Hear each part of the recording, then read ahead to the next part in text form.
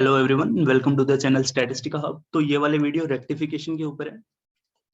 Rectification mean to से कि मैंने क्वेश्चन नंबर 19 के ऊपर जो सॉल्यूशन प्रोवाइड किया उसमें एरर था। ठीक है, तो किसी ने उसके ऊपर कमेंट किया तो मैंने उसको देखा तो seriously I found the error. तो अभी उसके ऊपर डिस्कशन करते हैं। तो सबसे पहले तो थैंक्स जिसने भी कमेंट किया था, शायद प्रांजल था, उसको थैंक्स कि उसने वीडियो को देखा और ऑब्जर्व किया कि मिस्टेक थी, उसने बताया। अब हम उसके ऊपर बात करते हैं कि क्या मिस्टेक थी, क्या मैंने गलत कर दिया। ओके, तो क्वेश्चन नंबर 19 के ऊपर अगर मैं देखूं तो उस टाइम पे मैंने क्या देखा था कि इसमें ग्रेस मार्क्स थी, तो मैंने इसके बारे में कुछ ज्यादा देखा नहीं, सीधा बोल दिया कि इसमें कुछ एरर था, कुछ कुछ बोल दिया। ठीक है, तो वो मेरी मिस्टेक थी, शायद मैंने इसको डीपली नहीं देखा। तो अब इसके ऊपर डिस्कस कर लेते हैं। तो हमारे पास क्वेश्चन था कि मेरे पास कोई भी रैंडम सैंपल था किसी पॉपुलेशन से। ठीक है, एक्स मेरी पॉपुलेशन थी यूनिफॉर्म θ-5 θ+5। तो उस टाइम पे मैंने गलती क्या की, मैंने क्या लिखा, इसके लिए प्रोबेबिलिटी फंक्शन लिखा। ठीक है, that was θ+5 -θ+5, that was like 1/10। इसके बाद मैंने बोला कि हम थीटा के ऊपर डिस्कशन ही नहीं करेंगे। ठीक है, तो शायद गलती में मतलब ध्यान नहीं दिया होगा, तो वो मिस्टेक हो गया था। तो अब इसके ऊपर बात करते हैं कि इसको हम करेंगे कैसे। तो अगर मैं इस क्वेश्चन को देखूं तो इसमें मेरे पास क्या है कि मेरे पास जो एक्स पॉपुलेशन है, this is following from uniform θ-5 θ+5। ठीक है, पॉपुलेशन कुछ ऐसी थी। तो अब यहाँ पे हमारे पास जो पॉपुलेशन थी वो बेसिकली रैंडम सैंपल जो भी हम जनरेट करेंगे लाइक x1 x2 सो जितने भी हमारे पास जितने भी सैंपल साइज होगा, जितने भी सैंपल्स होंगे, वो सब समहाउ इनके बीच में लाई करेंगे। ठीक है, किसके बीच में, θ-5 से लेके θ+5, इनके बीच में लाई करेंगे। ओके, सो बेसिकली जो हमारी पॉपुलेशन थी, जो हमारे पास पॉपुलेशन थी x, वो हमारे पास जो रैंडम सैंपल या फिर जो भी पॉपुलेशन थी वो हमारी पैरामीटर के ऊपर डिपेंड कर रही थी। जनरली पैरामीटर के ऊपर डिपेंड करती है कि जब हम प्रोबेबिलिटी फंक्शन लिखते हैं तो वो पैरामीटर के ऊपर डिपेंड करता है। ठीक है, तो वो तो है कि हमारा कोई भी डिस्ट्रीब्यूशन होगा तो उसका कोई पैरामीटर होगा, उसके ऊपर वो डिपेंड करेगा, दैट इज जस्टिफाइड। बट यहाँ पे क्या, हमारी पॉपुलेशन का जो रैंडम सैंपल था या फिर जो भी ऑब्जर्वेशन होंगी, जितने भी हमारे पास एक्स होगा, वो सब थीटा के ऊपर डिपेंड कर रहा होगा। हम यहाँ पे देख सकते हैं कि तुम यहाँ पे इस पॉपुलेशन से कितने भी सैंपल उठाओ या फिर कोई भी ऑब्जर्वेशन उठाओ, लाइक मैंने x2 उठाया, अज्यूम कर लो। ठीक है, तो हमें पता है कि जो x2 होगा, this will be like this, कि इस ऑब्जर्वेशन के बीच में होगा, इनके बीच में कहीं पे भी हो सकता है। ऐसे में x3 उठाऊंगा तो वो भी θ-5 से लेके θ+5 के ऊपर होगा, इनके बीच में होगा कहीं पे। मैं कोई x5 उठा लेता हूँ, वो कोई भी θ+5 पॉजिटिव में, मतलब इससे पॉजिटिव नहीं होगा, मतलब इससे बड़ा नहीं होगा। सो बेसिकली मेरा जो भी रैंडम सैंपल था वो पॉपुलेशन के ऊपर डिपेंड कर रहा था। तो हमारे पास ये वाला न्यूमेरिकल है कि पॉपुलेशन के ऊपर डिपेंड कर रहा है। इन दैट केस हम कैसे सोल्व करेंगे। ओके, तो यहाँ पे मेरे को एमएलई निकालना था। तो जब भी तुम्हारे पास पॉपुलेशन पैरामीटर के ऊपर डिपेंड करे,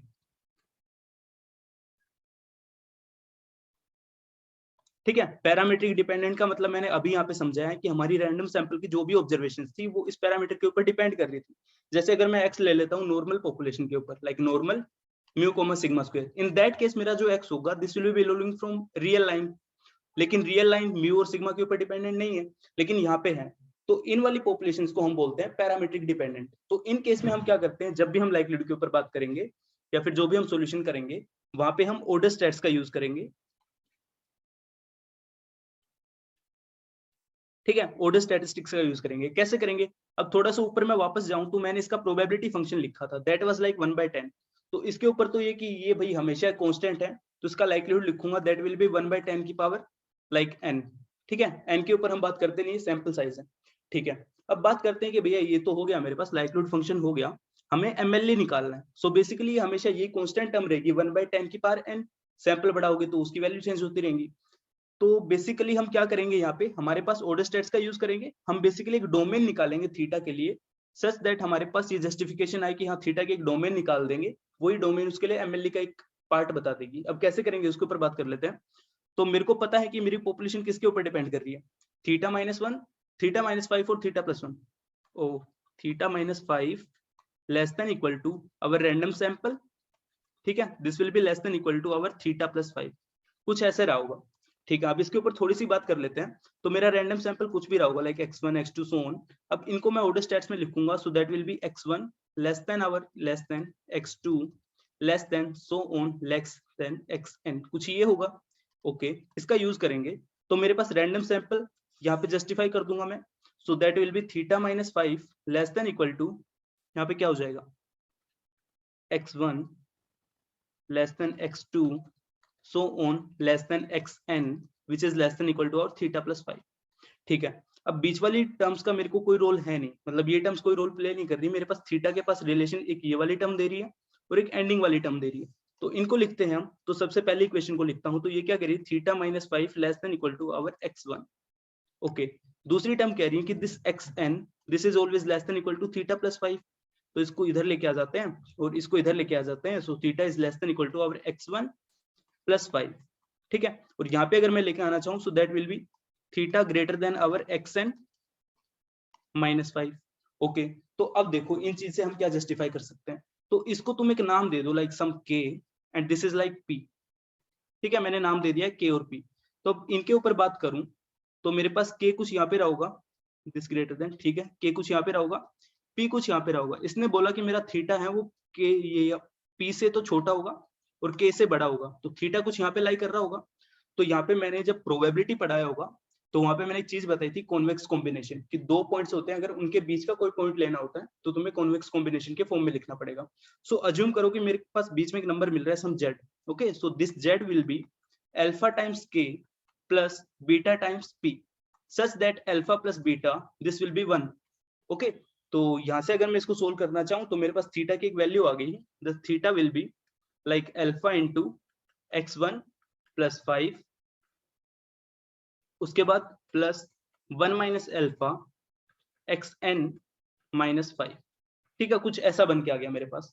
तो अगर मैं इसको देखूं, जो मेरा फर्स्ट ऑप्शन था वहां पे क्या है, this is t is xn and u is x1। Okay, और यहाँ पे जो अल्फा की वैल्यू है दैट इज 1/2। अगर ये वैल्यू जस्टिफाई कर पा रहा हूं मैं यहाँ पे, दैट मीन्स वो उसका सॉल्यूशन है।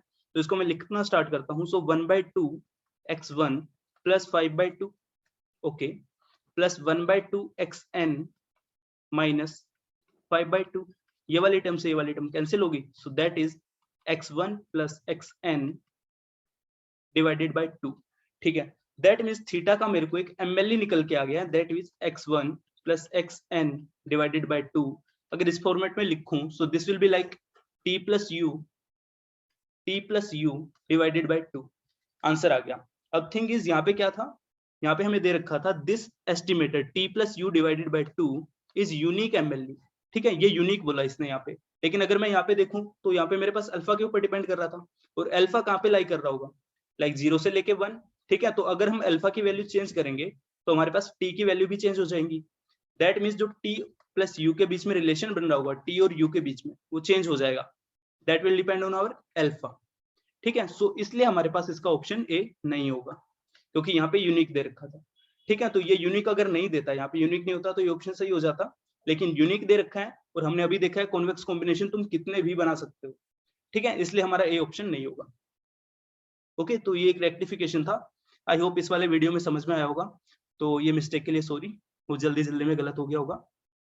तो हम कुछ क्वेश्चंस को ऐसे भी अप्रोच करते हैं, उस टाइम पे मैंने मिस आउट कर दिया। Okay, so this was about our question number 19। इसलिए यहाँ पे यूनिक इन लोगों ने कट नहीं किया, मिसप्रिंटिंग होगा या फिर जल्दी जल्दी में इन्होंने भी मिस्टेक की होगी, इसलिए यहाँ पे सबको ग्रेस मार्क्स मिला था। ठीक है, अगर यूनिक नहीं होता है तो हमारा ये आंसर हो जाएगा, लेकिन यूनिक था इसलिए ये यहाँ पे आंसर नहीं बनेगा, क्योंकि कॉन्वेक्स कॉम्बिनेशन तुम कितने भी लिख सकते हो। ठीक है, तो आई होप यहाँ पे ये वाला डाउट कवर अप हो गया होगा। तो ये मिस्टेक हो जाती है बीच बीच में, काफी सॉल्यूशंस में कहीं और पे भी मिल सकती है।